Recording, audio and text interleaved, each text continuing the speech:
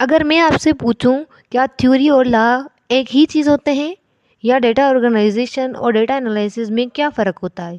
बहुत से students in concepts को मिक्स कर देते हैं और एग्जाम्स में मार्क्स लूज़ कर देते हैं।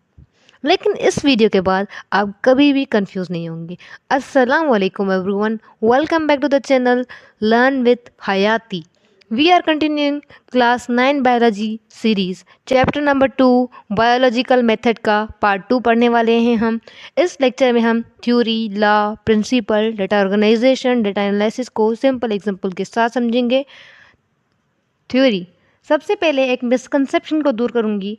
स्टूडेंट्स, हम डेली लाइफ में कहते हैं कि मेरी एक थ्योरी है, जिसका मतलब सिर्फ ये होता है कि एक गैस है। लेकिन साइंस में थ्योरी गैस नहीं होती। ये एक वेल टेस्टेड एक्सप्लेनेशन होती है जो बहुत सारी ऑब्जर्वेशन, एक्सपेरिमेंट और एविडेंस के बाद एक्सेप्ट की जाती है। स्टूडेंट्स, बात करते हैं थ्योरी बनती कैसी है। पहले पहले हम किसी भी चीज़ को देखेंगे, प्रॉब्लम को, और उसको क्या करते हैं, हम उसको ऑब्जर्व करते हैं। देन बनती है हाइपोथेसिस। ऑब्जर्वेशन की हम बनाते हैं हाइपोथेसिस। हाइपोथेसिस हम कह सकते हैं गैस को। Like whatever guess we have made on that we have to do experiment and repeat the cycle continuously until it passes and not get rejected. It becomes theory. Theory तभी बनती है जब हम कोई भी gas हो उस पर रिपीटेडली एक्सपेरिमेंट्स करते रहें और एक्सपेरिमेंट्स हम तब तक करेंगे जब तक वो पास न की जाए, तो वो बन जाती है थ्योरी। स्टूडेंट्स, हम साइंटिफिक मेथड पढ़ चुके हैं जिसमें क्या होता है, हम पहले प्रॉब्लम को आइडेंटिफाई करते हैं, देन ऑब्जर्वेशन करते हैं उस पर, then hypothesis, then experiment, then result, और हम इनका जो भी रिजल्ट आएगा और उन रिजल्ट्स का हम फिर से हाइपोथेसिस करेंगे। और जब हमें उन हाइपोथेसिस का भी रिजल्ट ट्रू मिले तो उसे हम कहेंगे ये थ्योरी है, well tested theory. Hypothesis can be made until you make further hypothesis and test them too, and if they give them matching result then hypothesis become theory. Students, तो theory हमें बताती है व्हाई समथिंग हैपन्स। हम example लेते हैं cell theory का। Scientist ने सालों तक माइक्रोस्कोप की मदद से सेल का स्टडी किया। उन्होंने ऑब्जर्व किया कि हर लिविंग ऑर्गेनिज्म सेल से बना हुआ है। रिपीटेड एक्सपेरिमेंट्स के बाद सेल थ्योरी डेवलप हुई। इसीलिए याद रखिए, थ्योरी जो होती है वेल टेस्टेड एक्सप्लेनेशन होती है। कुछ पॉइंट्स हैं, मैं कवर कर देती हूँ। Theory explains why something happens, जो हमने पढ़ लिया पहले ही। सपोर्टेड बाय साइंटिफिक एविडेंस, इसमें हम साइंटिफिक एविडेंस देते हैं कि ये थ्योरी क्यों राइट है या रॉन्ग है, क्योंकि हमें इसमें एक्सप्लेन कर रहे हैं कोई चीज़ क्यों है, अगर है तो हमें उसके लिए एविडेंस देना पड़ता है। और थ्योरी को इम्प्रूव किया जा सकता है नए एविडेंस देके, यानी कि theory can be rejected, theory can be improved. I hope this is clear. So we are moving to the next part, that is scientific law. Students, scientific law nature का एक रूल होता है।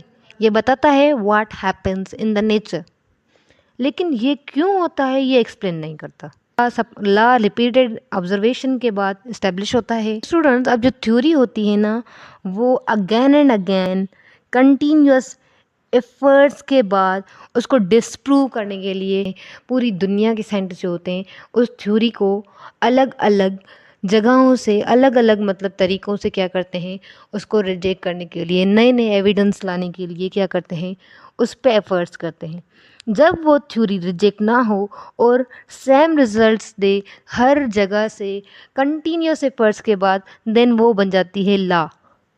Law के बाद no questions, that cannot be because it is proved by many scientists from the world.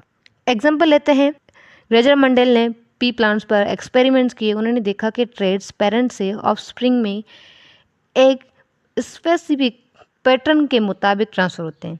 इसी observation के बुनियाद पर मेंडल्स लॉ ऑफ इनहेरिटेंस दिए गए।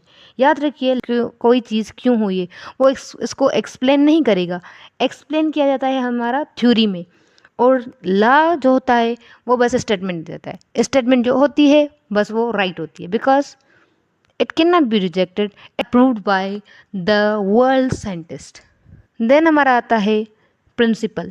अब बात करते हैं साइंटिफिक प्रिंसिपल की। प्रिंसिपल साइंस का एक बेसिक रूल, फंडामेंटल आइडिया होता है। ये साइंटिफिक नॉलेज की फाउंडेशन होता है। साइंटिस्ट इसी फाउंडेशन को यूज़ करके नए कॉन्सेप्ट्स और डिस्कवरी करते हैं। एग्जाम्पल, बायोलॉजी का एक बेसिक प्रिंसिपल है, all living organisms are made up of cells. ये बायोलॉजी का सबसे इम्पोर्टेंट प्रिंसिपल में से एक है। बात करते हैं अब डिफरेंसेस की। Theory explains why something happens, law describe what happens in nature, a principle is it's a basic scientific rule or fundamental idea। थ्योरी डेवलप की जाती है रिपीटेड ऑब्जर्वेशन एंड एक्सपेरिमेंट्स के बाद, और लॉ डेवलप किया जाता है बेस्ड ऑन रिपीटेड ऑब्जर्वेशन, और प्रिंसिपल को एक्सेप्ट किया जाता है as a foundation for scientific scientific principles होते हैं, उनकी अंडरस्टैंडिंग के लिए क्या किया जाता है, उसको एक्सेप्ट किया जाता है as a base, as a foundation principle को। एंड थ्योरी प्रोवाइड करती है एक्सप्लेन, लॉ डिस्क्राइब करता है नेचुरल पैटर्न और रिलेशनशिप्स, प्रिंसिपल गाइड करता है scientific thinking and understanding. And theory का एग्जांपल लेते हैं सेल थ्योरी, लॉ के एग्जांपल में आता है Mendel's and law of inheritance, and principle में आता है living organisms are made up of cells. Theory means why, law what, principal basic idea, theory explanation, law gives description, principle gives foundation। स्टूडेंट्स, अगर आप याद ना कर पाएँ और एक लाइन में याद करना चाहें तो याद रखिएगा, थ्योरी बताती है क्यों होता है, लॉ बताता है क्या होता है, प्रिंसिपल साइंस का एक बेसिक क्या फाउंडेशन होता है। बात करते हैं अब डेटा ऑर्गेनाइजमेंट। अब मान लीजिए साइंटिस्ट ने एक एक्सपेरिमेंट कंप्लीट कर दिया, उसने 20 प्लांट की हाइट नोट की। अब उसके पास सिर्फ नंबर्स ही नंबर्स हैं। अगर वो सब नंबर्स रैंडमली नोटबुक पे लिखे तो उन्हें समझने में मुश्किल होगी या नहीं होगी। इसीलिए साइंटिस्ट डेटा को कलेक्ट करता है ताकि वो उनको ऑर्गेनाइज करके पैटर्न्स में रख के समझ सके आगे जाके। Student, basically data means any information, name, data, values, any में जो हाइपोथेसिस होती है ना, वो होती है हमारी जनरल एक्सप्लेनेशन। हाइपोथेसिस जो होती है हमारी, वो एक्सप्लेनेशन ऑफ ऑब्जर्वेशन होती है, ठीक है। तो उस हाइपोथेसिस को टेस्ट करने के लिए हम क्या उस डेटा को ऑर्गेनाइज करते हैं। Scientist shows how is data collected for testing hypothesis. Scientist ये देखते हैं कि डेटा कैसे कलेक्ट की गई है हाइपोथेसिस को टेस्ट करने के बाद। होता है साइंटिस्ट क्या करते हैं, डेटा को ऑर्गेनाइज करते हैं।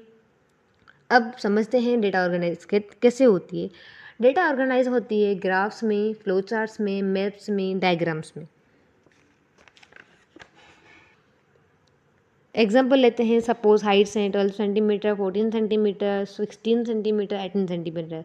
अगर इन्हें टेबल में अरेंज कर दिया जाए तो कंपेरिजन बहुत ईजी हो जाता है। इसको डेटा ऑर्गेनाइजेशन कहते हैं। अब आते हैं डेटा एनालिसिस पे। तो प्रूव और disprove hypothesis, we analyse and tell is hypothesis right और रॉन्ग। स्टूडेंट, सिर्फ डेटा अरेंज करने ना इनफ नहीं, अपने साइंटिस्ट देखता है एनालाइज, इसमें क्या करता है, किस ग्रुप ने ज़्यादा ग्रोथ दिखाई, किस फर्टिलाइज़र ने बेस्ट रिजल्ट दिया, क्या हाइपोथेसिस करेक्ट थी। इसी प्रोसेस को कहते हैं डेटा एनालिसिस। जो डेटा दी गई है उसको क्या किया जाता है, एनालाइज। सपोज 2 फर्टिलाइज़र यूज़ किए गए, fertiliser A average height 18 centimetre, fertiliser B average height 13 centimetre. Scientist compare करता है, उससे पता कि फर्टिलाइज़र ए बेटर है। ये कंक्लूजन डेटा एनालिसिस के बाद ही पॉसिबल होता है। हम और एग्जांपल से समझते हैं इसको बेटर वे में। एक टीचर है जिसने टेस्ट कंडक्ट किया मैथमेटिक्स का 2 क्लासेस का, ठीक है। क्लास ए जिसका एवरेज स्कोर 85 था, क्लास बी जिसका एवरेज स्कोर 70 था। टीचर्स ने क्या किया, पहले मार्क्स को टेबल में अरेंज किया, ये है डेटा ऑर्गेनाइजेशन, ओके। देन उसके बाद एवरेजेस को कंपेयर किए और रिजल्ट निकाला, ये क्या था, ये था डेटा एनालिसिस, ओके। इसी तरह साइंटिस्ट भी एक्सपेरिमेंट के बाद डेटा ऑर्गेनाइज और एनालाइज करते हैं, सिंपल। जो आज का लेक्चर है उसको हम रिवाइज करने की कोशिश करते हैं। थ्योरी, एक वेल टेस्टेड एक्सपेरिमेंट एक वेल टेस्टेड एक्सप्लेनेशन होती है जो बताती है Y something happens. Law nature का रूल होता है जो बताता है व्हाट हैपन्स। प्रिंसिपल साइंस का बेसिक रूल या फंडामेंटल आइडिया होता है। और डेटा ऑर्गेनाइजेशन कलेक्टेड इन्फॉर्मेशन को टेबल्स, चार्ट और ग्राफ में अरेंज करना। डेटा एनालिसिस ऑर्गेनाइज डेटा को स्टडी करके कंक्लूजन तक। आज के लेक्चर में हमने theory, law, principle, data organisation और डेटा एनालिसिस को डिटेल में समझा। अगर आपको ये लेक्चर पसंद आया हो तो वीडियो को लाइक करें, शेयर करें, चैनल को सब्सक्राइब करें और इस लेक्चर को अपने क्लासमेट के साथ ज़रूर शेयर करें। अगर किसी टॉपिक में कन्फ्यूज़न हो तो कमेंट सेक्शन में पूछ सकते हैं। अल्लाह हाफिज़। I will see you in next biology.